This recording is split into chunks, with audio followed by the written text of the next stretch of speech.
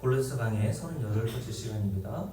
사도 바울이 골로새 교회 성도들을 위해 기도한 마지막 7번째 내용인 12절 함께 읽습니다. 우리로 하여금 빛 가운데서 성도의 기업의 복을 얻게 합당하게 하신 아버지께 감사하게 하시길 원한다 라고 하는 그 기도의 내용을 오늘 말씀까지 증거하면서 오늘 7번째 기도의 내용을 정리하도록 하겠습니다. 오늘은 사도 바울이 기도한 7번째 기도의 내용과 연결하여 구원과 영생 그리고 성도의 신앙생활함에 있어서 매우 중요하다고 볼 수 있는 성경에서 말씀하고 있는 도대체 믿음이 무엇인가에 대해서 여러분께 말씀을 드리려고 합니다. 여러분들에게 한번 물어볼게요. 정말 여러분들은 믿음이 뭔지 알고 있어요? 교회에서 믿음이라는 말을 많이 들어봤지만 정작 교회 안에 있는 사람들에게 믿음이 도대체 뭡니까? 라고 물으면 대답하는 사람들이 많지 않고, 대답한다고 해도 이 사람이 가지고 있는 믿음과 이 사람이 말하는 믿음이 서로 다른 경우들을 많이 볼 수 있습니다. 그런데 이 믿음이라는 것은 성경에서 말씀하고 있는 믿음이라는 것은 우리의 신앙생활에서 매우 중요하다고 말씀을 드렸습니다. 왜냐하면 먼저 히브리서 기자가 쓴 히브리서 11장 6절에 보면, 여러분 잘 아는 말씀이지만 찾아보진 않을게요. 히브리서 기자는 무엇이 없이는 하나님을 기쁘시게 하지 못한다고 했을까요? 정답은 이미 얘기했죠, 그죠? 하나님은 남들보다 성공하고 돈이 많을 때에, 그리고 우리가 이 세상에서 올림픽에 나가서 금메달을 목에 걸고 다른 사람들이 흉내도 낼 수 없는 무슨 대단한 일을 행하는 것으로 하나님을 기쁘시게 할 수 있다고 생각하지만, 성경 히브리서 11장 6절에서는 분명히 하나님은 믿음이 없이는 기쁘시게 하지 못한다고 말씀하고 있단 말이죠. NIV나 KJV와 같은 영어 성경에 보면요, without faith it is impossible 이라고 되어 있거든요. 무슨 말이냐면, 믿음이 없이는 어떠한 것으로도 하나님을 기쁘시게 하는 것이 불가능하다라는 뜻입니다. 그러면 믿음이 없이는 하나님을 기쁘시게 하지 못한다면, 역으로 말하면 하나님께서는 어떤 자들만을 기쁘시게 받으신다는 말씀이시겠습니까? 성공한 자, 돈 많은 자, 교회 다닌 지 10년 이상인 자, 집사와 권사와 장로와 목사를 기쁘시게 받는 것이 아니라 믿음이 있는 자들만 기쁘시게 받으시고 그들만을 하나님 나라로 들이시겠다는 뜻이겠죠. 맞습니까? 그러니 얼마나 성경에서 말씀하고 있는 믿음이라는 것을 아는 것이 중요하냐라고 여러분께 묻는 거예요. 여기에 더해서 우리 주님께서 누가복음 18장에서 제자들에게 하신 말씀을 생각해 보십시오. 누가복음 18장 8절인데요.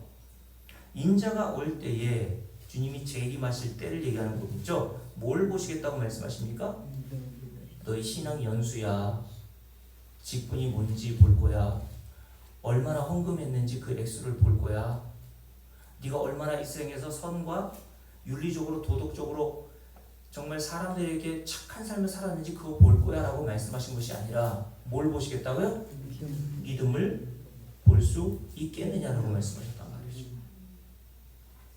그러니 다시 말씀드릴게요. 구원과 영생 혹은 성도의 신앙생활에 있어서 성경에서 증거하고 있는 우리 주님이 찾으시는 믿음이 무엇인지를 알고, 그리고 그 믿음을 소유하고 있느냐 그렇지 않느냐는 사활을 걸어야 될 정도로 중요한 일이란 말이에요. 그런데 제가 좀 전에 읽어드렸던 누가복음 18장에서 우리 주님께서 제자들에게 인자가 올 때의 믿음을 볼 수 있겠느냐라고 하신 말씀의 뉘앙스를 생각해 본다면, 주님이 재림하실 때에 과연 믿음을 소유한 자들을 많이 볼 수 있겠다는 얘기입니까? 거의 찾아보기가 어렵다는 말씀하시는 겁니까? 거의 찾아보기가 어렵겠다라고 말씀하셨다는 거예요. 이미 주님은 미래를 내다보실 수 있고 전지하신 하나님이시지 않습니까? 그러니 많은 무리들이 현대 교회 안에, 우리 교회 안에도 많은 분들이 모여 앉아 있지만, 그래서 하나님을 예배하고 스스로는 믿음이 있는 자여 구원받은 자로 알고 있는 경우들이 있지만, 정작 성경에서 말씀하고 있는 믿음이라는 것을 소유한 자들이 거의 없으므로 구원에 이를 만한 자가 많지 않다는 말씀 아니겠어요? 왜요? 믿음으로 구원받는다면서요, 그죠? 맞습니까? 그러면 예수님이 찾아볼 수 있는 믿음이 없다는 뜻은, 거의 찾아볼 수 없다는 뜻은 그만큼 구원받는 자들의 숫자가 적다는 말 아니겠습니까?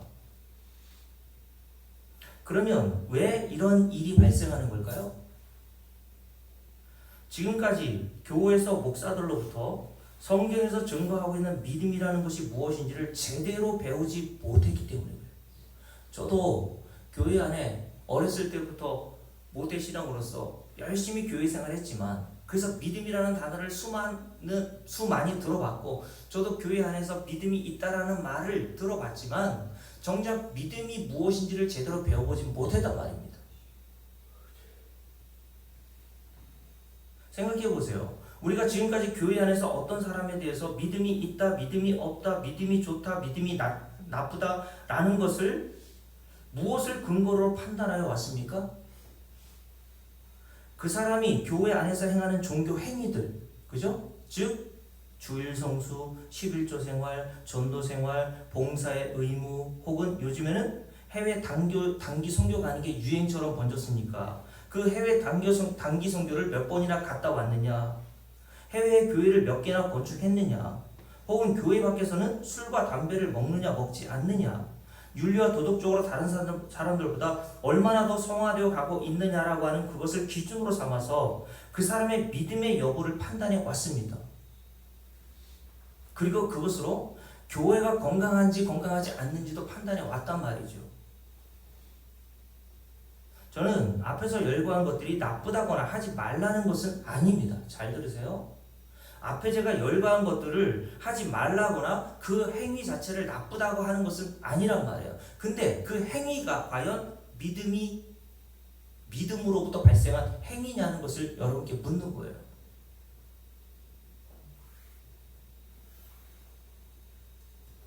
왜냐하면 만약 이런 인간의 행위로 한 사람의 믿음의 여부, 그리고 믿음이 좋고 나쁨의 여부를 판단한다면 예수님 당시 누가 가장 믿음이 좋은 자들이었습니까?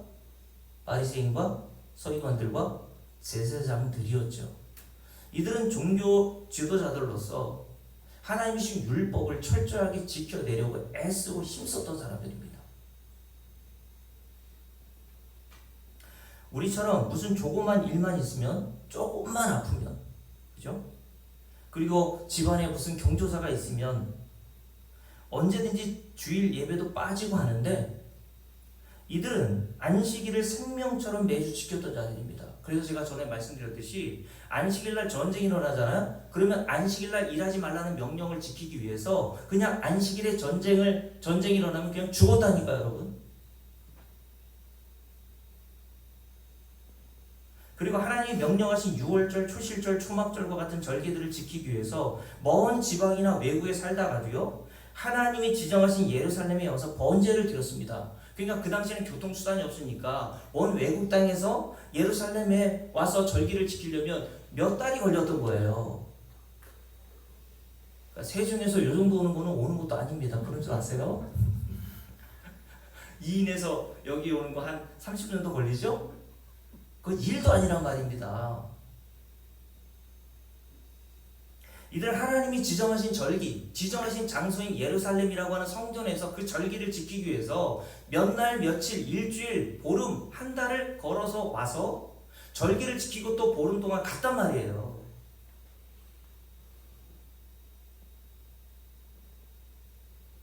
또한 11조를 드리기 위해서 밭에서 난 곡식을 추수할 때면 작은 것 하나까지 일일이 다 세워서 정확하게 11조를 빠짐없이 드렸습니다. 그래서 마태복음 23장에 보면요, 예수님께서 그 당시 바리새인과 서기관들에 대해서 너희가 박하와 회양과 근처의 11조는 드리되, 이게 밭에서 나는 아주 사소한 곡식들이었거든요. 그런 사소한 것들까지 일일이 다 측량해서 하나님께 정확하게 11조를 드려왔습니다.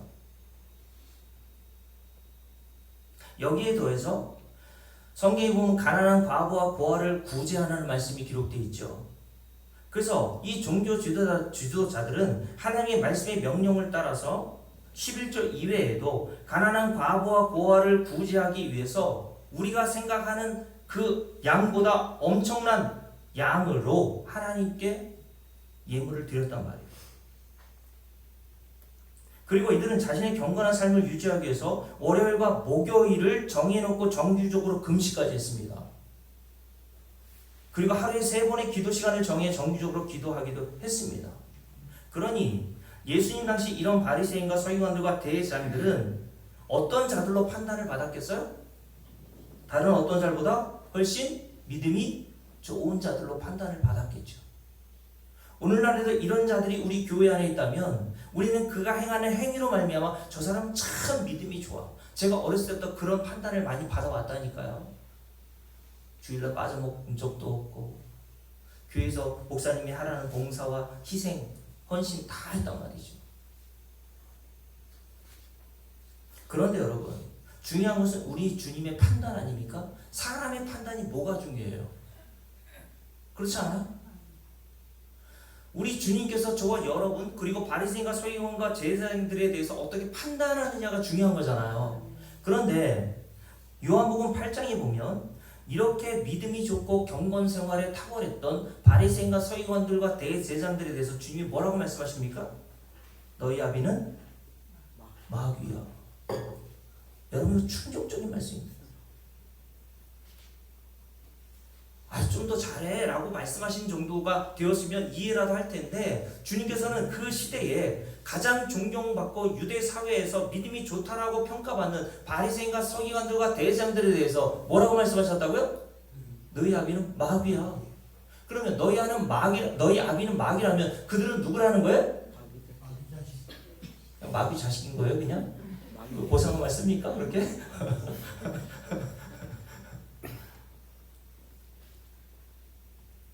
그래서 이 말을 듣고 있었던 바리새인과 서기관들이 그리고 대제사장들이 예수님을 십자가에 매달아 걸어놓은 거예요. 이 말을 도저히 인정할 수 없었거든요. 자타가 공인하는 믿음이 좋은 자들로 자기도 봤는데 사도 바울 같은 경우에는 율법을 얼마나 잘 지켰는지 빌립보 3장에서 예수 그리스도를 모르기 전에는 자기를 어떻게 바라봤다고요? 나는 율법으로는 어떠한 흠도 찾아볼 수 없는 자라고 판단했단 말이에요. 그런데 이런 바리새인과 서기관들과 대제사장들에 대해서 주님께서 하신다는 말씀이 격려는 못해줄 망정 너희 아비는 마귀야 이 자식들아 그렇단 말입니다. 그러니 여러분 이들은 자타가 믿음 있는 자로 알고 마땅히 하나님 나라에 들어갈 자로 보았지만 정작 우리 주님께서는 이들에게서 하나님이 찾으시는 뭐가 없다는 것을 아신 거예요? 믿음이 없다는 것을 아신 겁니다. 믿음이 없이는 하나님을 기쁘시게 못한다 그랬죠. 이들이 수많은 행위를 했지만 하나님께서 그들에게 찾으시는 믿음이 없는 자로 그들을 판단하시고 너희들은 하나님 나라 못 들어가 라고 말씀하신다는 거예요. 따라서 여러분 이것만 봐도 우리가 생각하는 믿음이라는 것과 성경에서 말씀하고 있는 믿음이라는 것이 얼마나 다른가를 알 수 있지 않습니까? 그래서 실제로 믿음이 좋아 보이는 사람들을 성경에서는 믿음이 없다고 말할 수도 있고요. 믿음이 없어 보이는 행위가 있는 사람들은 오히려 믿음이 있다라고 판단할 수도 있는 겁니다. 그러니 여러분, 오늘 제가 여러분들에게 증거하고 있는 성경에서 말씀하고 있는 믿음이 무엇인지를 알고 그 믿음이 우리 안에 있는가 그렇지 않은가를 점검해 보는 것은 얼마나 중요한 일이겠냐는 것을 말씀드리는 겁니다. 자, 그러면 먼저 여러분들께 믿음이라는 것을 설명해 드리기 전에 먼저 한 가지 질문부터 시작할게요. 여러분은 성경에서 말하는 믿음의 반대말이 뭐라고 생각해요? 믿음의 반대가 뭘까요? 다시요. 여러분들이 생각하는 그 믿음의 반대말이 성경에서 뭐라고 정의하고 있을까요? 믿지 않는 거? 불신? 물론 그렇게 대답할 수도 있겠죠. 근데 좀 더 정확하게 알려면요. 우리 주님께서 요한복음 17장, 16장에서 말씀하신 말씀을 보면 알 수 있어요. 요한복음 16장 한번 볼까요? 요한복음 16장 보십시오. 이 말씀은 중요한 구절이니까 함께 찾아볼게요. 요한복음 16장입니다. 자, 예수님께서 십자가를 지시기 전에 제자들에게 약속하신 내용이 뭐냐 하면 너희에게 보혜사 성령을 보내주시겠다고 약속을 하셨죠. 그러면서 그 보혜사 성령께서 제자들에게 임하셔서 하시는 일에 대해서 먼저 이렇게 말씀하십니다. 8절 함께 읽을게요. 그가 와서 보혜사 성령이 너희들에게 와서 하시는 일을 얘기하는 거예요. 금가루 떨어뜨리고 금리발로 바꾸는 것은 없어요. 이게 함께 읽습니다. 그가 와서 뭐에 대하여? 죄에 대하여, 의에 대하여, 심판에 대하여 세상을 책망하시리라. 왜 책망하시겠어요? 잘하고 있으면 왜 책망하십니까? 성경에서 말하는 죄가 뭔지를 모른단 말이에요. 이 세상은 자기 나름대로 세워놓은 윤리와 도덕적인 기준을 가지고 그게 죄인지 그게 죄가 아닌지를 판단하죠. 의가 뭔지, 심판이 뭔지 성경에서 말씀하고 있는 이 단어의 정의를 세상을 알지 못한단 말입니다. 그런데 성령이 오셔서 뭐가 죄인지를 너희들에게 알려줄게 라고 말씀하신 거예요. 그러니까 성령이 오신 자들만 이 죄가 뭔지를 깨닫고 자기가 죄인 줄 안단 말이에요. 죄가 뭡니까? 함께 읽습니다. 9절 말씀입니다. 함께 읽을게요. 죄에 대하여라는 뭐예요? 살인입니까? 도둑질하는 거예요? 그들이 나를 믿지 않는 것이다 라고 얘기했어요. 다시요. 죄가 뭔 줄 알아? 너희들이 나를 믿지 않는 게 죄야. 이게 성경에서 말하고 있는 죄의 기준이에요. 그럼 다시 말씀드릴게요. 믿음의 반대말은 뭡니까? 한마디로 말하면 죄예요. 죄. 다시요. 믿음의 반대말은 믿지 않는 게 아니라 한마디로 말하면 죄라고 얘기하는 겁니다. 그럼 죄의 반대말은 뭡니까? 믿음인 거예요.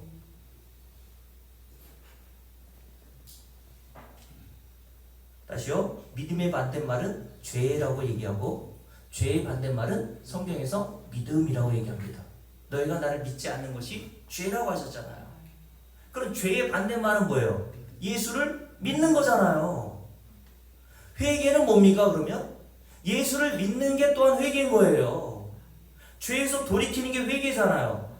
그러면 내가 예수를 믿는 것이라면 내가 회개한 자가 되는 것이죠. 그래서 사도행전에 보면 그 회개를 가리켜 생명 얻는 회개라고 얘기했다고요.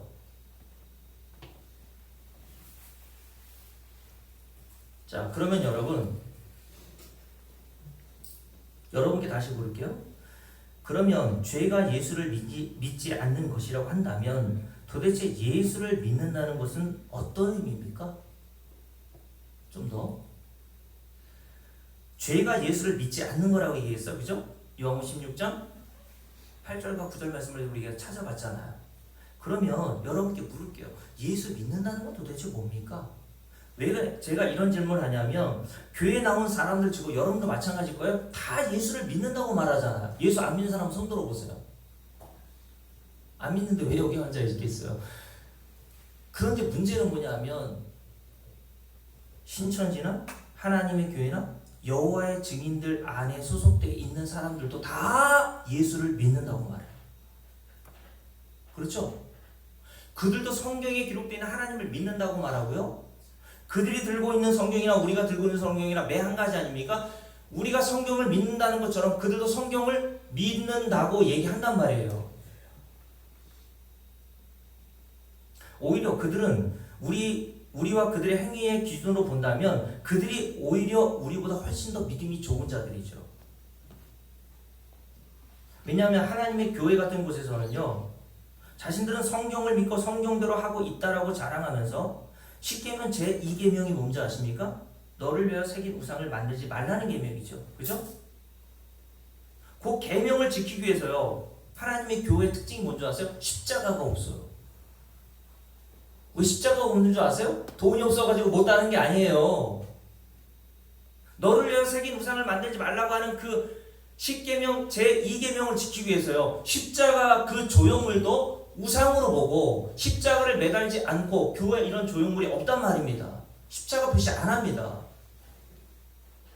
그리고 하나님의 교회의 특징인 그들은 유월절을 굉장히 중요하게 지키지 않습니까? 유월절뿐만 아니라 성경에서 말하고 있는 7가지 절기들을 유대력에 의해서, 우리나라 달력도 아니고요, 유대력에 의해서 절기들을 지킵니다. 그러면서 우리는 하나님의 말씀, 성경대로 하고 있다고 자랑한단 말이죠. 안식일 교인들은 안식일을 지금도 토요일날 지키지 않습니까? 여호와의 증인들을 생각해 보세요. 피째 먹지 말라는 구약의 계명을 지키기 위해서요. 그들은 수혈하지 않습니다. 자식이 죽어가도요. 수혈하지 않는다니까요. 그리고 집총을 거부하죠. 병역 거부합니다. 그 유명한 성우 양지훈 씨, 그죠? 그리고 그 두 아들, 첫째 아들, 둘째 아들도요. 다 병역을 거부했어요. 종교적인 신념. 그들이 여호와의 증인들 아닙니까? 그래서 징역 3년을 실제로 살고 나왔다니까요, 여러분. 우리보다 훨씬 더 믿음 있는 자죠.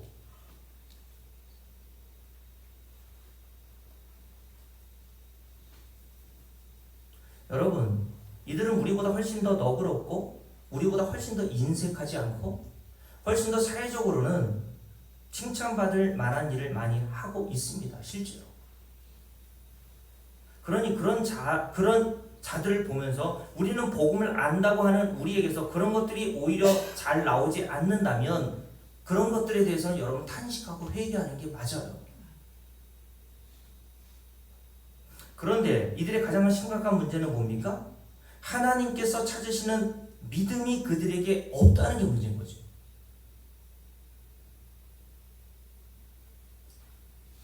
그러면 이제 본격적으로 여러분들에게 성경에서 말씀하고 있는 예수를 믿는다는 것이 무엇인지에 대해서 좀 말씀을 드리려고 합니다.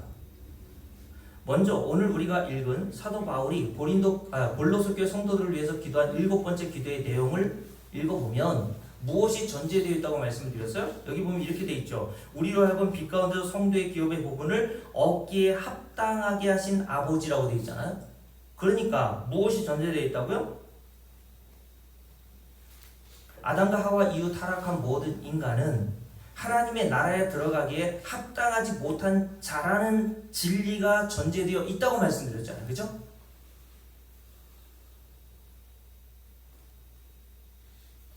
그래서 하나님은 성도들인 저와 여러분에게 이 진리를 깨닫게 하시기 위해서, 왜냐하면 저와 여러분들도 하나님 나라에 들어가기 합당하지 않는 자들이니까 성경이라고 하는 수많은 인물들과 사건들을 통해서 우리가 그러한 자들을 깨닫게 하시기 위해서 진리를 말씀하고 계시단 말이에요. 그래서 제가 여러 주에 걸쳐서 여러분들께 광야 이스라엘 백성들, 그리고 구약의 대표적인 성도의 모형인 다윗, 그리고 신약의 예수님의 제자들, 그리고 레위기에 기록된 부정한 나병 환자, 제정에 관한 규정, 즉 육체의 흠이 있는 자는 하나님의 성막과 성전에 들어가지 못한다는 것, 그리고 우리가 다루지는 못했지만, 다루고 싶지만 다루지는 못했어요. 성경에 이런 하나님 나라에 합당하지 못한 자의 모형으로 등장하는 수많은 자들이 있어요. 그 모형 중에 하나가, 다루지 못한 자들 중에 하나가 호세아 선지자의 아내로 하나님이 지정하신 자가 누구였습니까? 고멜이라고 하는 여자였잖아요. 근데 그 고멜이라고 하는 여자의 직업이 뭐였어요? 창녀였단 말입니다. 어떤 남자가 그런 창녀하고 결혼하고 싶어 합니까? 근데 그 창녀인 고멜을 데려와서 하나님의 명령대로 자기 아내로 삼았더니 그 고멜이 어떻게 해요? 자기 버릇 뭐 못 줘요? 개 못 주더라. 이게 누구예요? 아유, 고멜 그냥 그 나쁜 년이네 이렇게 얘기하는 게 아니라 모든 인간을 모형하고 있는 그림이 바로 고멜이라고 하는 창녀란 말이에요. 그런데 주님께서 호세아에게 뭐라고 하십니까? 그 여자, 고멜과 같은 그 여자, 너에게 부정한 일을 저지르고 다시 옛날 삶으로 돌아간 그 고멜을 돈을 주고 사오라고 말씀하시잖아요. 그게 저와 여러분의 형편이었단 말이죠. 그리고 아가서를 보세요. 솔로몬의 왕이 사랑했던 술람미 여인이 등장하죠. 근데 술람미 여인의 형색이 어땠습니까? 얼굴은 거무튀 해가지고, 그래서 다른 수많은 여인들이 막 놀리고 업신여겼단 말이에요. 그런데 솔로몬 왕이 사랑받을 어떤 조건과 자격이 안 되는 그 술람미 여인을 사랑하죠. 자기 아내로 삼는단 말이에요. 성경에 이 모든 인물들이 뭘 보여주는 거예요? 우리가 바로 하나님 나라에 그렇게 들어가기에 합당하지 않은 자라는 사실을 먼저 폭로해 주시는 겁니다, 여러분. 여러분들은 진리를 알기 전에 반드시 이 진리를 먼저 아는 것이 중요한 거예요. 이 진리를 모르면 복음이 될 수 없다니까요. 복음은 항상 나쁜 일부터 여러분들에게 깨달아지게 되어야 복음이 될 수 있는 겁니다, 여러분.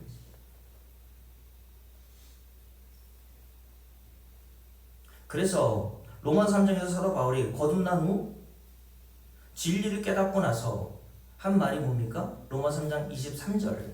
모든 사람이 죄를 범하였음에. 모든 사람을 했어요. 영어성에 보니까 all이라고 되어 있거든요. 한 사람도 예외 없이 사도 바울 자신과 이 세상에 성인 군자라고 판단을 받던 모든 사람들이 다 죄를 범하였음에 하나님의 영광이라고 하는 표준에 이르지 못했다 라고 정의한단 말이에요.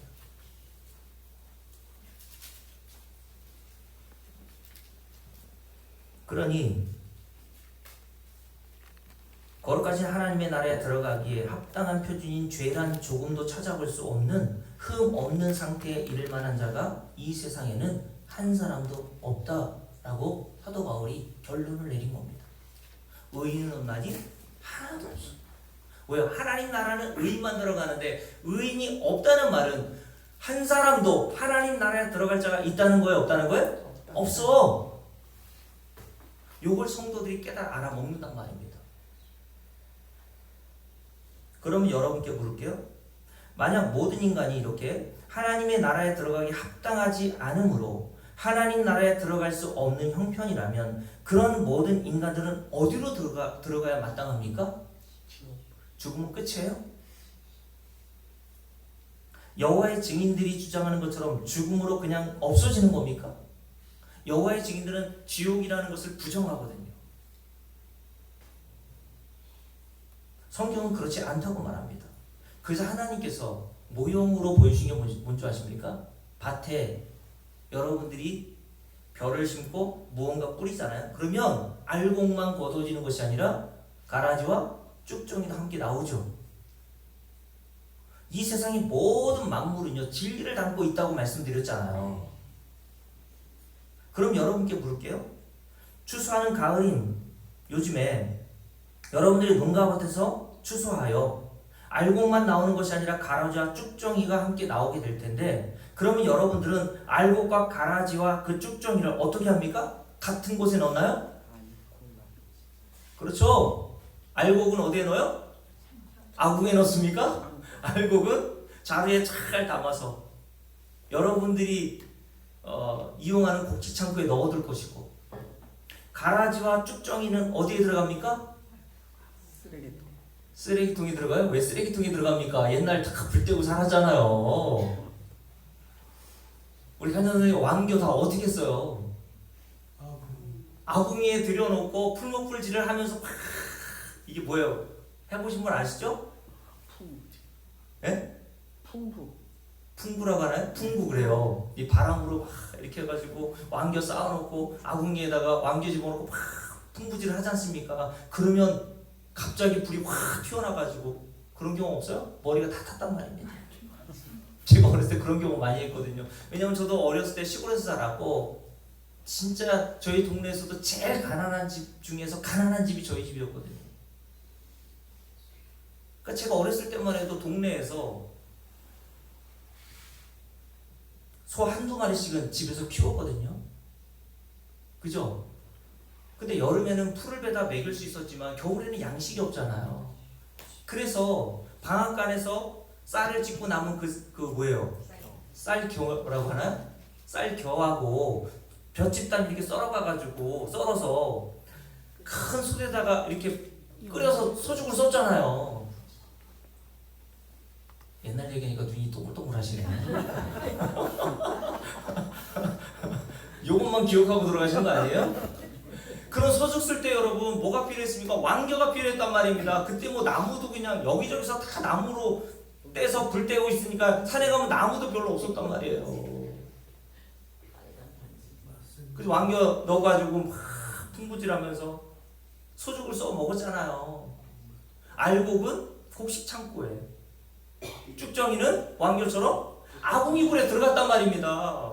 알곡이 들어가야 될 때가 있고요. 가라지, 쭉정이가 들어가야 될 때가 있는 것처럼 하나님 나라에 들어갈 자가 있는 반면에 하나님 나라에 들어가지 못한 자들은 다 성경에서 말하는 지옥이라는 형벌로 들어가야 된다고 말씀하고 있단 말이에요. 그래서 마태복음 3장에서 주님께서 이렇게 말씀하시죠? 마태복음 3장을 볼게요. 마태복음 3장 보십시오. 자, 이 세상 모든 만물은 진리를 담고 있는 그릇이라고 말씀드렸어요. 자, 마태복음 3장. 그래서 주님께서 이런 말씀하시죠. 함께 읽어봅니다. 마태복음 3장 12절 말씀을 봅니다. 함께 읽을게요. 손에 키를 들고 자기의 타작마당을 정하게 하사 알곡은 뭐야? 어디에? 곳간에 드리고. 그래서 알곡은 누구겠어요? 성도들을 얘기하는 거죠. 예수 믿는 믿음이 있는 자들을 하나님께서 창고, 곡식 창고에 들이시고 하나님 나라를 의미하는 거예요. 하나님 나라에 들어가게 하시고 반면에 믿음이 없는 자들 어디로 들어가게 하십니까? 그걸 쭉정이라고 말씀하시면서 쭉정이는 벼와 비슷하잖아요. 그죠? 거기에 알맹이만 없을 뿐이지 겉으로 볼 때는 비슷하다니까요. 그게 더 나아 볼 수가 있죠. 바리새인과 서기관들과 대장들이 바로 그런 모습이었다는 거예요. 겉모습은 화려하지만 그 안에는 믿음이라는 알곡이 없어. 이런 자들을 어디에 들여보내신다고요? 꺼지지 않는 불에 태우시리라 라고 말씀하세요. 이 꺼지지 않는 불이 있는 곳을 성경은 지옥이라고 보통 얘기하죠. 그래서 여러분 계시록 20장에 보면요, 그리고 22장에 보면 하나님 나라에 합당하지 않은 인간을 짐승으로 비유하십니다. 짐승이 들어가야 될 곳이 있고 사람이 들어가야 될 곳이 따로 있죠. 근데 요즘엔 말세라서 짐승과 사람이 함께 들어가더라고요. 우리 아내하고 짐승이 개하고 함께 들어가서 집에서 살더라고요. 짐승이 들어가야 될 곳이 있고 옛날에는 사람이 들어가야 될 곳이 따로 구분되어 있었잖아요. 성경은 예수 믿지 않는 자들을 여러분 기분 나쁘다 할 수 없어요. 짐승이라고 비유합니다. 그래서 요한계시록 20장에 보면 이렇게 말씀하고 있어요. 함께 제가 읽지 않고 제가 읽어드릴게요. 또 그들을 미혹하는 마귀과 불과 유황 곳에 던져지니 거기는 그 짐승과 거짓 선지자도 있어 세세토록 밤낮 괴로움을 받으리라. 계시록 22장 15절 개들과 점술가들과 음행하는 자들과 살인자들과 우상 숭배자들과 및 거짓말을 좋아하며 지원하는 자는 다 성 밖에 있으리라. 여기서 짐승은 멍멍 짖는 개를 말하거나 그런 것들이 아니라 예수 믿지 않는 하나님 나라에 합당하지 않는 모든 인간을 가리켜 말씀하는 거예요.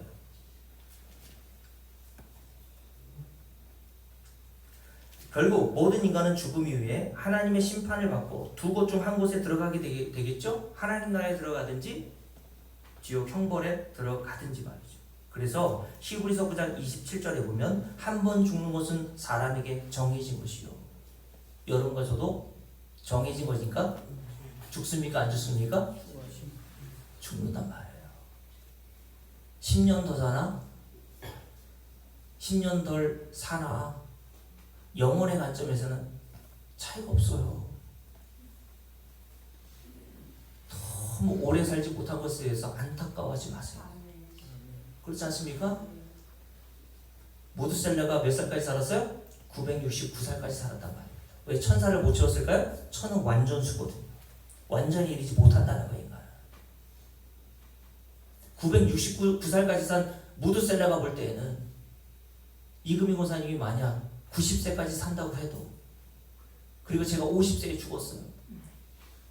969세까지 산 무드셀라가 봤을 때는 다 거기서 거기 아닙니까? 야, 그거밖에 못 살았어? 한 번 죽는 것은 이렇게 사람에게 정해진 것이요. 그 이후에는 뭐가 있다고 그랬어요? 반드시예요. 반드시. 혹시 있을 수도 있고 없을 수도 있는 게 아니라 성경은 우리에게 말합니다. 죽음 이후에는 반드시 하나님의 심판이 있을 거다. 믿습니까 여러분? 이거 믿지 않으면 여러분 교회를 다닐 필요가 없어요. 그러면 하나님 나라에 합당하지 않은 자들이 가야 할 지옥이란 곳은 어떤 곳입니까? 하나님 나라에 합당하지 않은 자들이 가야 할 곳이 지옥이라고 말씀드렸잖아요. 그럼 지옥이란 곳은 어떤 곳이에요? 참을 만한 곳입니까? 참을 만한 곳이라고 생각한다면요, 여러분 이 땅에서 그냥 여러분들이 하고 싶은 대로 다 하고 사세요. 그냥 참을 만한 곳이면 왜 여러분들이 이 땅에서 하고 싶은 걸 안 하고 삽니까? 마음껏 누리고 마음껏 하고 싶은 거 다 하고 사시다가요, 참을 만한 곳 그 지옥에 가셔서 계시란 말이에요. 여러분, 지옥에 관한 진리를 알려면 누구에게 가서 들어야 합니까? 예수님에게 가서 들어야 돼요. 왜요? 이 천지 만물을 창조하실 때 하나님은 눈에 보이는 세계뿐만 아니라 눈에 보이지 않는 세계도 창조하셨다고 되어 있죠. 그러면 지옥도 누가 창조하신 거예요? 하나님이 창조하신 거예요. 예수 그리스도는 하나님의 아들이시죠. 그러면 그 하나님의 아들이신 예수 그리스도야말로 지옥을 창조하신 장본인으로서 그 지옥의 참상을 누구보다 잘 아시는 분일 거 아닙니까? 근데 그 예수님께서 마태복음 18장에서 이런 말씀하셨어요. 제가 읽어드릴게요. 시간 없으니까 찾아보지 않습니다. 만일 내 손이나 내 발이 너를 범죄하게 하거든 찍어내버리라. 장애인이나 다리 저는 자로 영생에 들어가는 것이 두 손과 두 발을 가지고 영원한 불에 던져지는 것보다 훨씬 나으니라. 만일 내 눈이 너를 범죄하게 하거든 빼어내버리라. 한 눈으로 영생에 들어가는 것이 두 눈을 가지고 지옥불에 던져지는 것보다 나으니라. 무슨 말씀입니까? 이 세상에서 모든 것을 다 잃어버린다고 해도 하나님의 나라에 들어가는 것이 성공한 거야. 맞습니까? 그러나 이 세상의 모든 것들을 다 얻었다 해도 두 눈 멀쩡하고 남들보다 건강하고 남들보다 부유하게 산다 할지라도 마지막 심판으로 말미암아 지옥불에 던져진다면 그 인생만큼 불행하고 실패한 인생이 없다고 말씀하신 거예요. 맞습니까? 아멘. 그러니 이 눈에 보이는 세상에서 성공했다 성공하지 않았다 누가 잘 산다 잘못 산다 그거에 너무 마음을 뺏기지 말란 말입니다. 그게 뭐가 그렇게 중요한데요? 눈에 보이는 것은 잠깐이라면서요. 눈에 보이지 않는 것이 영원하다면서요. 고린도서 4장에서 그래서 뭐라 했습니까? 사도 바울이 우리는 그러므로 눈에 보이는 잠깐인 것들을 주목하며 사는 자들이 아니라 눈에 보이지 않는 영원한 것들을 주목하며 사는 자들이라고 말씀하잖아요. 아멘.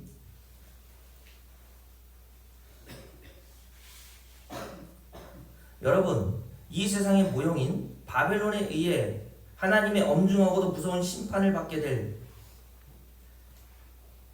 이스라엘 백성들을 통해서 하나님께서 하박국 선지자에게 말씀하신 내용이 뭡니까? 여러분 하박국서 한번 볼게요. 하박국서 3장을 보세요. 오박국 아니고 하박국입니다. 자, 하박국서 3장을 보세요.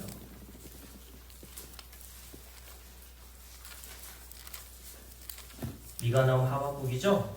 자, 먼저 하나님께서 당시 하박국 선지자를 통해서 계시의 말씀을 들려주세요. 어떤 계시의 말씀이었냐면 그 당시에 가장 거대 제국으로 불리던 바벨론에 대한 심판에 대해서 말씀하세요. 이 바벨론이라는 것은 이 세상 모든 인간의 모형이라고 보시면 돼요.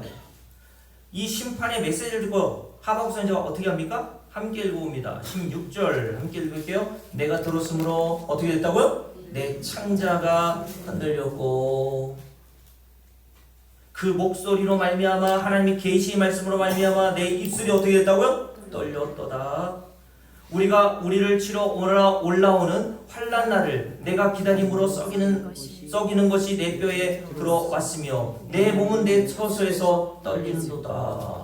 사시나무 떨듯이 벌벌벌벌 떨었단 말이에요. 창자가 뒤틀리고 다리가 후들거리고 입술이 벌벌벌 떨릴 정도로 하나님의 그 심판의 메시지를 듣고 두려워 떨었던 것이 하박국 선지자의 모습이었단 말입니다.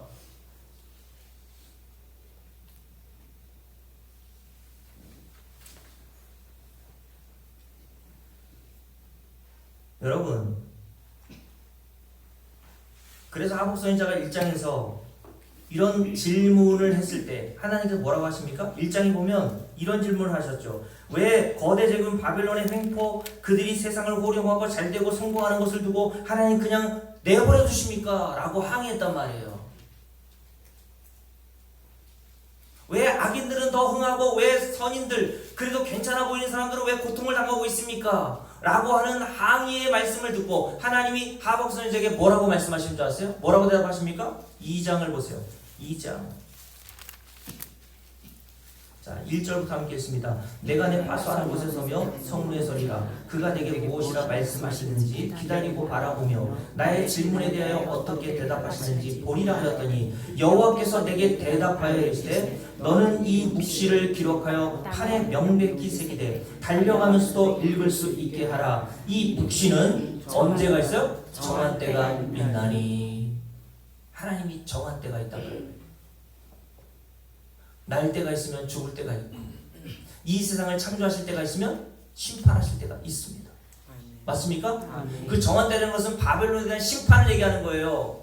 하나님이 바벨론 그 거대 제국 너희들이 사라지지도 않고 영원하다고 보는 그 바벨론에 대한 심판을 하나님이 정하신 때가 있단 말입니다.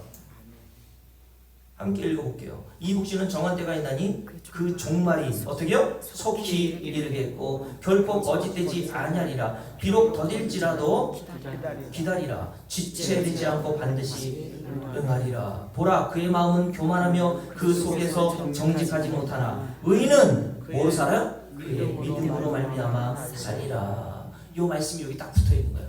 의인은 믿음으로 말미암아 산다. 로마서 1장에 이 말씀을 딱 인용하죠. 사도 바울이. 그러면서 3장에서 말씀하는 내용이 뭡니까? 여러분 좋아하는 단어가 여기 있죠. 3장을 보세요. 2절 함께 읽습니다. 여호와여 내가 죽기에 대한 소문을 듣고 놀랐나이다. 하나님의 심판의 메시지란 말이에요. 이게 여호와여 주는 주의 일을 심판을 이 수년 내에 부응하게 하옵소서. 이 수년 내에 나타내시옵소서. 진노 중에라도 뭐를 잊지 말아달라고요? 긍휼을 잊지 말아 주십시오 라고 되어 있어요. 많은 교회에서 요 수년 내에 부흥을 이루게 해달라고 하는 것을 표로 걸어놓지 않습니까? 근데 그 부흥이 그 부흥이 아니란 말이에요. 우리가 좋아하는 부흥과 성경에서 말하는 부흥이 이렇게 다르단 말입니다. 하나님이 이 세상 고용인 바벨론에 대해서 심판하시겠다고 정한 때가 있다고 말씀하시면서 뭐라고 하십니까? 더딜지라도 기다려. 근데 그 심판에 대한 메시지가 반드시 응할 때가 올 거야. 그러니까 너는 눈에 보이는 어떤 자들의 흥함과 어떤 자들의 흥망성쇠에 대해서 마음이 흔들리면 안 돼. 의인은 믿음으로 말미암아 사는 거야. 뭘 믿어요? 하나님의 약속의 말씀을 믿고 사는 거 아닙니까, 여러분? 곧 심판이 온다. 근데 그 심판의 내용을 듣고 하박국 선지자가 어떻게 했다고요? 창자가 뒤틀리고 다리가 후들거리고 입술이 덜덜덜덜 떨렸단 말입니다. 저와 여러분이 죽음 이후에 예수 믿지 않게 되면 하나님 앞에서 섰을 때에 하나님의 최종 선고를 받고 가야 될 그 지옥 형벌을 바라보면서 이런 형국이 될 거란 말이에요. 제가 여러분들 겁주는 거 아닙니다. 지금 여러분 하나님께 합당하지 않은 자들이 처할 실상이 바로 이렇다는 사실을 여러분들이 안다면 우리 인생에서 진짜 중요한 문제는 뭔지 아세요? 노후가 아니에요, 여러분.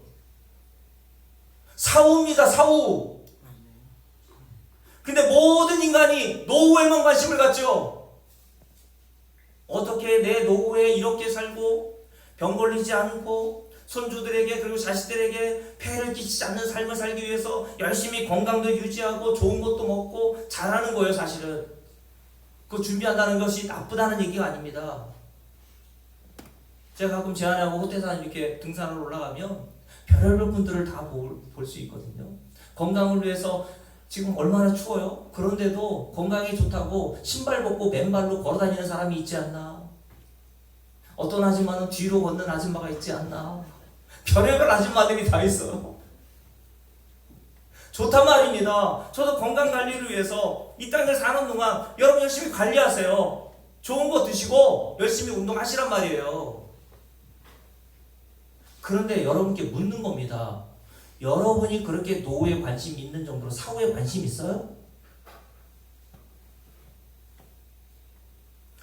노후라는 것은 결국 20, 30년밖에 없어요. 아무리 노후를 잘 관리하고 준비한다고 해도요, 인생의 종말은 곧 오게 돼 있단 말입니다. 갑작스럽게. 여러분, 이거의 삼성 회장이 73세의 나이에 쓰러져 6년 동안 자기 보존하고 계시다가 돌아가셨습니다. 주치의까지 있었는데. 얼마 전에 김수미 씨가 돌아가셨다는 부고 소식을 들었죠. 그렇게 인터넷에서 활발하게 활동하고 드라마, TV, 예능불에서 수많이 나왔던 그 김수미 씨도요, 자기 생명을 자기가 어떻게 못하다는 말입니다. 인생의 종말이라는 것은요, 정한 때가 있어요. 맞습니까? 여러분들이 아무리 오래 살고 싶어도요, 하나님이 정한 때가 되면 부르십니다. 그런데 저처럼 하나님 나를 좀 빨리 데려가 주세요, 이런 사람도 또 오래 살더라고요. 정한 때가 있단 말입니다, 여러분. 여러분들이 죽고 싶어서 죽는 것도 아니고요, 하나님이 정한 때가 되면 여러분들을 부르신단 말이에요. 그 이후에는 뭐가 있다고요? 심판이 있단 말입니다. 그러니까 여러분들에게서 뭐가 중요하다는 거예요? 노후가 중요한 것이 아니라 사후의 일이 중요한 거예요. 사후에 일어날 일에 대해서 여러분 뭐를 준비하고 계세요? 어떤 분은 장례식을 준비하려고 자기의 수의를 준비하시는 분이 있죠. 50만 원짜리, 100만 원짜리, 200만 원짜리. 저는 그게 무슨 의미가 있나 생각합니다. 왜냐하면 요즘은 다 화장하잖아요. 화장하는데 무슨 좋은 옷을 입고 돌아가시는 게 그게 뭐가 대수입니까? 저는 그래서 제 아내한테 여러 번 말했어요. 여보, 나는 수의 입혀놓고 꽁꽁 이렇게 염하지 말고, 참 보는 사람도 참 꽁꽁 왜 염을 하는지 몰라요. 어차피 화장해야 할 건데. 제 아내한테, 여보, 내가 혹시 갑자기 이 생을 떠날 일이 있으면 내가 평소에 잘 입는 양복에다가 성경책 내가 그동안 보았던 성경책 하나 넣어줘. 여러분께 지금 유언하는 거예요. 꼭 그렇게 해주세요, 저를. 여러분, 그거 준비하는 겁니까? 그게? 수의 준비하는 게 정말 사후를 준비하는 거예요? 하나님은 뭐를 기뻐하신다고요? 뭐가 없으면 기뻐하시지 않는다 그랬어요. 믿음이 없이는 기뻐하시지 않는다 그랬어요. 그럼 여러분들이 사후에 준비할 건 뭐밖에 없습니까? 믿음밖에 없는 거예요. 인자가 올 때에, 여러분들이 하나님의 심판대 앞에 섰을 때에 다른 거 보지 않으신단 말입니다. 믿음 내놔!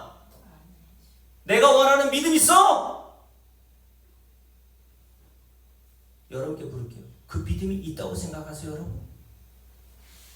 많은 사람들이 착각한다니까요. 교회 연륜으로, 내가 집사니, 권사니, 장로니, 목사가 된 것으로 그걸로 내가 믿음이 있다고 착각해요. 근데 바리새인과 서기관들을 하나님께서 뭐라고 하셨다고요? 너희 아비는 마귀야. 여러분, 그러면 여러분들과 제가 하나님 나라에 들어가기 합당하지 않은 자라는 사실 인정하시죠? 모든 인간을 하나님 나라에 들어가기 합당하지 않은 자라고 로마서 3장에서 사도 바울이 얘기했잖아요. 모든 사람이 죄를 범하였음에 죄가 있으면 안 된단 말이에요. 하나님의 영광, 하나님 나라에 들어가지 못한다. 그런데 여러분, 골로새 1장을 볼게요. 골로새 1장 한번 보십시오. 사도 바울이 골로새 교회 성도들을 향해서 뭐라고, 어떤 자들로 이야기합니까? 자, 골로새 1장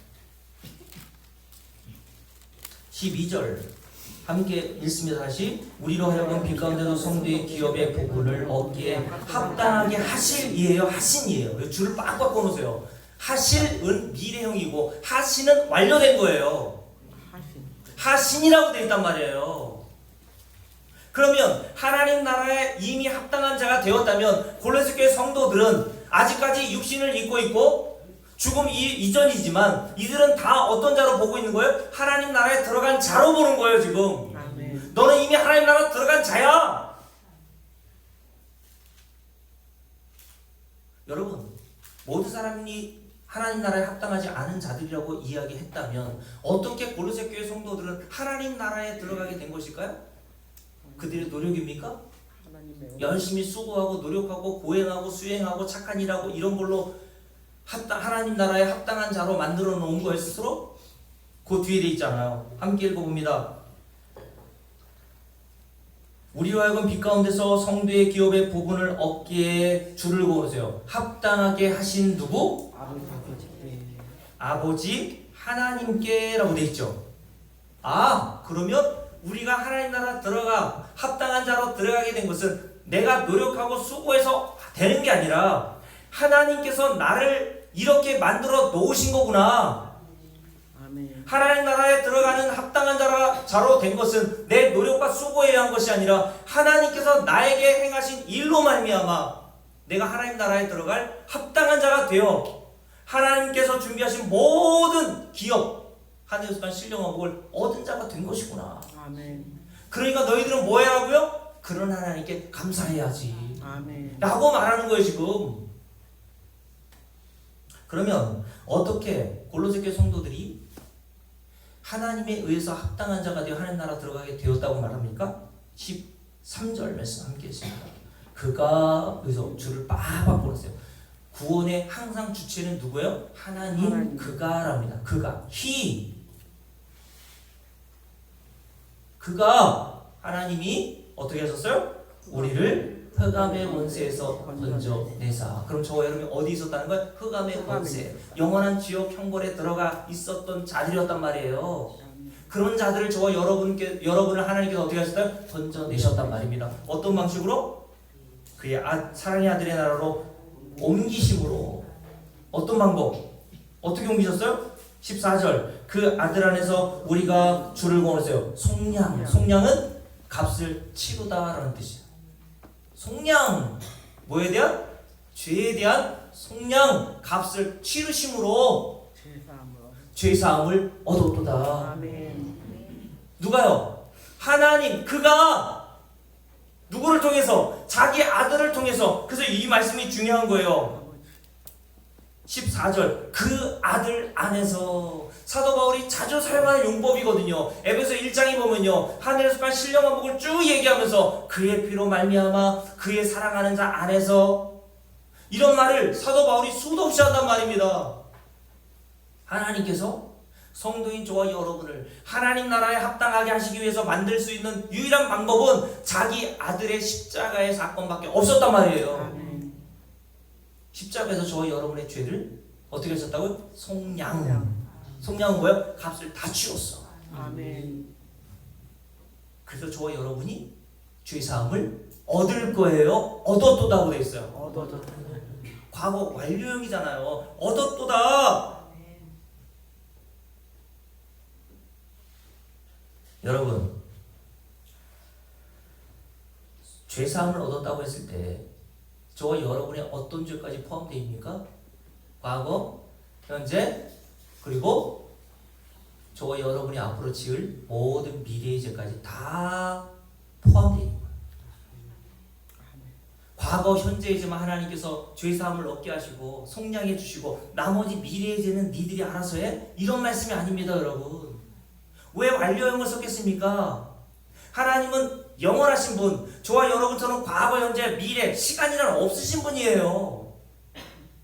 하나님께서 2000년 전에 십자가에서 자기 아들을 통해서, 피 흘리심을 통해서 저와 여러분의 과거, 현재, 모든 미래의 죄를 속량, 죄값을 다 치르셨다.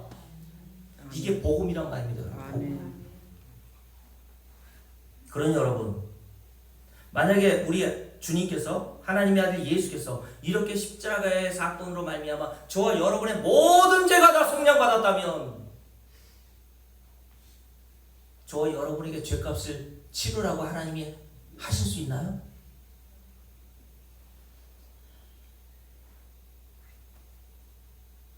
여러분, 법정 용어에 보면 일사부재리의 원칙이라는 것이 있습니다. 일사부재리의 원칙이 뭡니까? 한 번 죄에 대해서 형벌을 내리면 똑같은 죄에 대해서 형벌을 내릴 수 없다는 원칙이에요. 그럼 여러분께 물을게요. 우리 주님께서 저와 여러분의 죄와 그 죄가 가져올 형벌을 다 십자가에서 받으셨다면 하나님께서 저와 여러분에게 또다시 형벌을 내리실 수 있습니까? 없어요. 일사부질의 원칙. 그래서 여러분 마태복음 보면 예수님께서 십자가를 지시기 전에 겟세마네 동산에서 기도하실 때 어떤 기도를 하세요? 아버지여 할만하시거든 이 잔을 내게서 좀 옮겨 달라고 하잖아요. 그 잔이 뭔지 아세요? 그러면서 주님께서 십자가를 지시기 전에 심히 마음이 고민하여 죽게 되었다라고 표현하세요. 고통스러워 죽겠다는 말씀입니다. 그럼 여러분 예수님의 그런 고통은 단순히 십자가에서 당할 육체적인 고통과 죽음에 대한 두려움일까요? 그 잔이 뭡니까? 죄인들에게 쏟아 부어줘야 할 하나님의 진노와 분노의 잔이었단 말입니다. 그 진노와 분노의 잔을 우리가 마시고 우리에게 쏟아 부어줘야 됨에 마땅한데 하나님께서 자기 아들에게 그 분노와 진노를 다 쏟아 부으셨단 말이에요. 그래서 주님께서 십자가상에서 하신 마지막 말씀이 뭐예요? 다 이루었다. 테텔레스타이. 이게 복음의 가장 중요한 핵심 요소라고 그랬잖아. 테텔레스타이. 다 끝났어. 다 끝났다는 것은 저와 여러분이 더 이상 어떤 죄로 말미암아 하나님으로부터 다시 정죄받을 수 없다는 말씀하시는 거예요. 그래서 여러분 로마서 8장 오늘 말씀 볼까요? 로마서 8장 보세요. 오늘 본문이죠. 로마서 8장에 보면 사도 바울이 이 놀라운 복음의 진리를 깨닫고 나서 이렇게 얘기했던 겁니다. 함께 읽습니다. 1절부터 그러므로 이제 그리스도 예수 안에 있는 자에게는 뭐가 없어요? 결코 정죄함이 없나니. 여러분 성경에서 이것보다 더 우리에게 복된 소식은 없습니다. 여러분 아멘. 부자 된다고요? 왜 교회에서 그런 얘기를 합니까? 교회에서 진짜 복된 소식은요 이 복음의 메시지 1절이에요. 그리스도 예수 안에 있는 자에게는 예수 그리스도를 믿는 자들에게는 뭐가 없어요? 결코 정죄함이 없나니. 정죄함이 없다는 건 더 이상 하나님으로부터 유죄 판결을 받지 않는다는 뜻입니다. 아니 왜 죄인인데 유죄 판결을 받지 않습니까? 죄의 삭은 사망이라고 했잖아요. 그러니까 저와 여러분이 둘째 사망 지옥불에 던져져야 마땅한 자들인데 왜 유죄 판결을 받지 않습니까? 그 뒤에 이렇게 돼 있죠. 함께 했습니다. 이는 그리스도 예수 안에 있는 생명의 성령의 법이 죄와 사망의 벌써 너를 해방하였기 때문이다. 그러면서 이렇게 얘기하죠. 율법이 육신으로 말미암아 연약하여 할 수 없는 그것을 누가 하세요? 하나님은 하시나니. 줄을 빡빡 걸으세요. 하나님은 하시나니. 인간이 할 수 없는 일, it is impossible 하잖아. 사람으로는 그건 불가능한 일이야. 그래서 죄의 문제에 대해서 예레미야 선지자를 통해서 뭐라고 말씀하십니까? 구수인이 그의 피부를 시게 할 수 있냐? 표범이 그의 반점을 뺄 수 있느냐? 할 수 있을진데 악에 익숙한 너희도 선을 행할 수 있다라고 말씀하시게. 이게 무슨 말입니까? 너는 못해. 죄의 문제를 너는 조금이라도 해결할 수 없어. 너 자신 스스로를 하나님 나라에 합당한 자로 만들 수 없어. 그래서 누가 하신다는 거예요? 내가 할게. 기다려. 내가 널 위해서 할게. 하나님은 하시나니. 이게 복음이고 이게 믿음이라니까요. 아 하나님이 하시는 거구나. 아멘. 어떻게 하셨어요? 그래서 이렇게 돼 있죠. 하나님은 하시나니 곧 죄로 말미암아 자기 아들을 예수죠. 죄 있는 육신의 모양으로 보내어 육신의 죄를 정하사. 무슨 말일까? 우리의 모든 죄를 주님께 전가시켰단 말이에요. 예수님은 흠없는 분, 죄 없으신 분 아닙니까? 근데 왜 예수께서 죄에 쌓인 사망을 당하십니까? 저와 여러분이 받아야 할 형벌을 대신 받으신 거예요. 이렇게 하심으로 어떻게 하셨다고요? 함께 했습니다. 4절 말씀 있습니다. 육신을 따르지 않고 영을 따라 행하는 우리에게 뭐가? 율법의 요구가 이루어지게 하여 하시니라 라고 말씀하세요. 아 하나님이 다 예수를 통해서 완성 끝내셨구나. 요걸 믿는 걸 뭐라고요? 믿음이라고 한답니다. 요걸 믿음이라고 하는 거예요. 요걸. 그래서 그 뒤에 이렇게 돼 있죠. 함께 읽습니다. 5절 말씀부터 쭉 읽습니다. 육신을 따르는 자는 육신의 일을, 영을 따르는 자, 저와 여러분을 얘기하는 거예요. 영의 일을 생각하니. 영의 일은 뭡니까?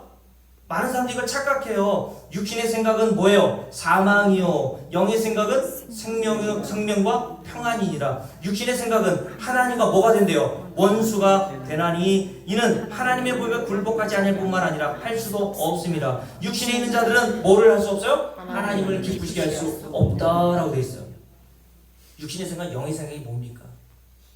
영의 생각은 하나님께서 예수 그리스도의 십자가를 통해서 우리가 할 수 없는 그 모든 일을 다 이루어내심으로 우리가 거저 은혜를 받아 하나님 나라에 들어갈 합당한 자가 되었다. 요걸 믿는 거를 영의 생각이라고 하는 거죠. 육신의 생각은 뭡니까? 아니야, 아직도 네 할 일이 남아있어. 과거 현재의 죄는 하나님이 용서하셨지만 미래의 죄는 아직 네가 할 일이 남아있는 거야. 구원에서 그러므로 취소될 수 있어.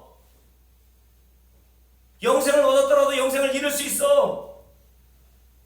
하나님 나라 들어갔더라도 다시 빼내서 지옥불에 던져놓으실 수 있어. 그러니까 뭐 하라고요? 똑바로 살아 이것들아. 이게 영의 생각을 하지 못하게 하는 육신의 생각, 육신의 일이란 말이에요.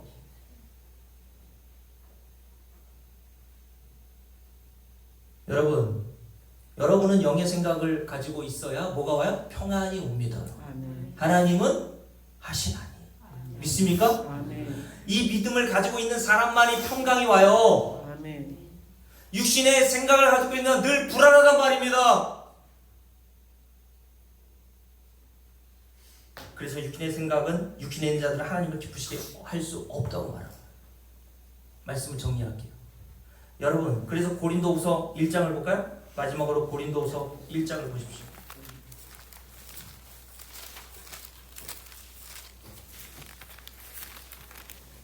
고린도후서 1장 한번 보십시오. 고린도교 성도들에게 사도 바울이 이렇게 이야기합니다. 오늘 조금 마지막으로 정리해야 되니까요.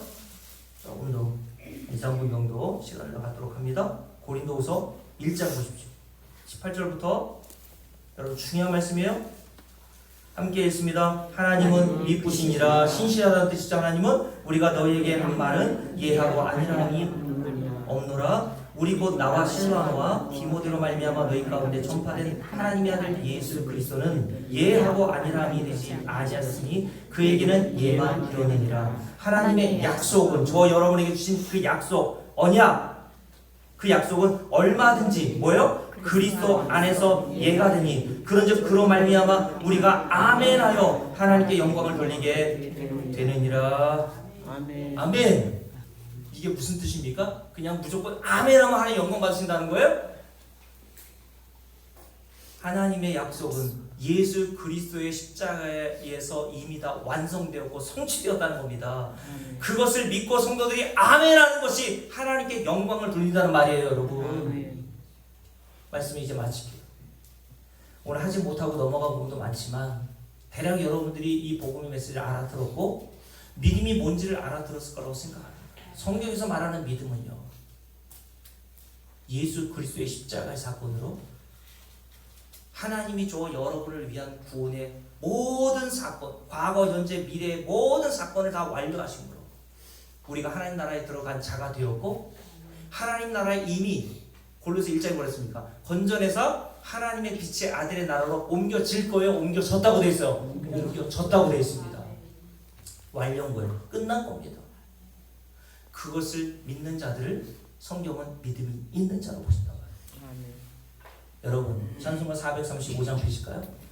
이런 믿는 자들은요,